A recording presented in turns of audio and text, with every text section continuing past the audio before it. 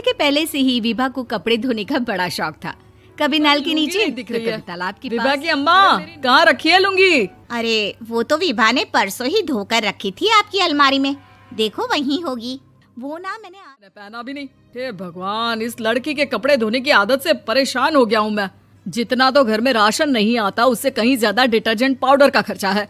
इसकी शादी करवा दो, शादी जाए अपने घर में ही करे काम, फिर चाहे घर के कपड़े धोने हो या पूरे गांव के। हाँ ठीक बोल रही हूँ, देखता हूँ वो मैं दिन भी कोई आ लड़का। जाता है जब विभा को देखने लड़के वाले आ जाते हैं। लड़की मुझे अच्छी लगी। होने वाली सास कहती है, बेटी अगर कुछ पूछना है तो पूछ लो। वैसे तो हमारी लड़की बहुत ही शर्मीली है, जो बोल दो वो मान लेती है, इसे क्या पूछना होगा। अरे कैसी बात कर रही हो माँ, मुझे इन लोगों के घर रहना है, सवाल तो कई है। हाँ हाँ बेटा पूछ लो ना, क्या पूछना है। आप लोगों के घर कपड़े कौन धोता है? सास का मुंह बन जाता है।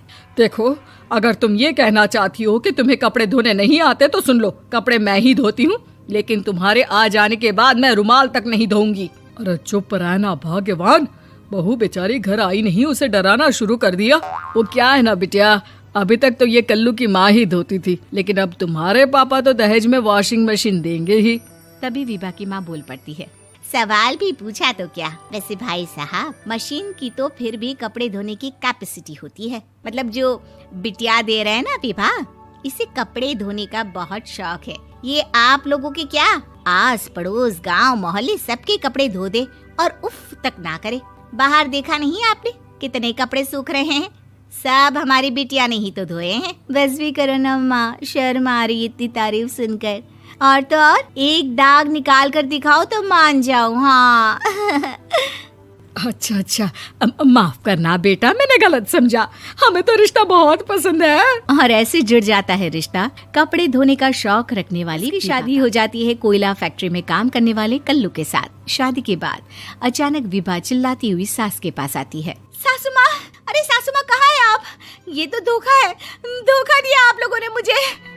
इस ससुर के चक्कर के बारे में पता चल गया। अरे तो उसमें तुझे क्यों धोखा मिला है? अरे नल में पानी नहीं आता, कपड़े कैसे कब धुलेंगे? अच्छा अच्छा, तू पानी नहीं आ रहा उसकी बात कर रही है। तो आपने क्या सोचा? कुछ नहीं। अच्छा हाँ, तेरी माँ ने कहा था कि कपड़े धोने का शौक है तुझे, याद आया मुझे। शौक शौक बोलकर कपड़े धोने वाले मेरे जुनून को कम ना आके सासू माँ, कपड़ा धोना मेरा गुरूर है।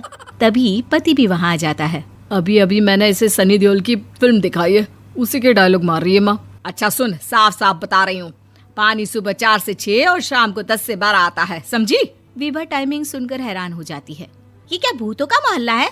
सुबह 4 बजे उठकर कौन कपड़े धोता है? 4 बजे टंकी में पानी जाता है, फिर सारा दिन धोना ना, किसने मना किया? अरे कैसी बात कर रही हैं? 200 लीटर की टंकी में कितने कपड़े धो लूंगी मैं, सुबह ही उठ जाऊंगी मैं। अब क्या था, विभा सुबह 4 से लेकर रात के 12 बजे तक कपड़े ही धोती रहती। एक रोज सास पड़ोस से निकलकर कहीं जा रही होती है कि साथ वाली कहती है, हाँ कल्लू की माँ, जरा ये बताओ कि 2 साड़ी है, 2 ब्लाउज और एक पेटीकोट और एक नाड़े वाला लंबा कच्छा। हाँ तो? अरे तो क्या, कितना लोगी धुलाई ये बताओ। धोबन दिख रहे हैं हम क्या? हमारे पति सरकारी नौकरी से अभी अभी रिटायर हुए हैं और बेटा सुपरवाइजर है कोयला फैक्ट्री में। धोबन समझ रखा है हमें? हाय रे कल्लू की अम्मा, माफ कर दो, वो तो मोहल्ले में यही सब बता रहे थे कि तुमने बहू को कपड़ा धुलवाने के काम में लगा दिया है। सास को पड़ोसन की बात सुनकर गुस्सा आ जाता है। वो घर पहुंचती है जहां घर के बाहर ही इतने सारे कपड़े सूख रहे होते हैं जितने कि किसी धोबन के घर पर। अरे ओ कल्लू की दुल्हन, बाहर निकल। माँ जी यहीं आ जाओ, बाथरूम में चादर धो रहे हैं हम। अरे अभी हम धोते हैं, तुमको बाहर निकलो। ये आस पड़ोस वाले बोल रहे हैं कि हम बहू से कपड़े धुलवा धुलवा कर उसे कपड़ा धोने वाली बना दिए हैं। अरे छोड़ो ना माँ जी, किन लोगों की बातों में आती हो? आस पास के लोगों का तो काम ही होता है कि वो किसी तरह सास बहू को लड़ा दे। बहू सारे घर के कपड़े धोती है, ये क्या कम है? बोलिए। सास को भी लग जाता है कि वो बहू का ये सनकीपन नहीं छुड़वा सकती, इससे अच्छा है कि खुद ही चुप हो जाए। एक रोज सास और बहू मंदिर जाते हैं, जहाँ सास की साड़ी वहाँ खड़ी भीख मांगने वाली से मिलती है। माँ जी क्या बात है, आपकी साड़ी उस भिखारन से कितनी मिल रही है ना? हाँ हाँ देखो तो, दोनों की साड़ी मिल रही है। क्या बात है कल्लू की अम्मा, तुम खुद को तो अफसर की बीवी बताती हो और ऐसी सिंपल सी प्लेन साड़ी पहनकर घूमती हो। सिंपल और प्लेन नहीं है ये साड़ी। तो क्या सोने के धागे से फूल बने हैं? कुछ भी सासू माँ, कुछ भी। हाँ, बने थे इस साड़ी में सोने के धागे से फूल। मेरे पति लेकर आए थे मद्रास से स्पेशली मेरे लिए 10,000 की। ताहे भाई साहब इस भिखारन के लिए भी सेम टू सेम साड़ी लेकर आए होंगे 10,000 की। सास उस वक्त तो कुछ नहीं कहती, लेकिन बहू के साथ घर आती है और अलमारी से एल्बम निकाल कर लाती है। ये साड़ी देख रही है, ये वही साड़ी है जिसे मैंने अभी पहना था। इस साड़ी में ये जो चमकदार फूल दिख रहे हैं ना, ये सोने के धागों से काढ़े गए हैं। लेकिन तू लोकल वॉशिंग मशीन ब्रश से घिस घिस कर सारे फूलों को निकाल कर साड़ी प्लेन कर दी। मुझे माफ कर दीजिए सासू माँ। और तो और, जब मैंने तुझे तेरी गलती के लिए कुछ नहीं कहा, लेकिन तूने तो सबके सामने मेरा मजाक ही बना दिया। क्यों? बहू को समझ में आ जाता है कि अब से उसका कपड़े धोना बंद।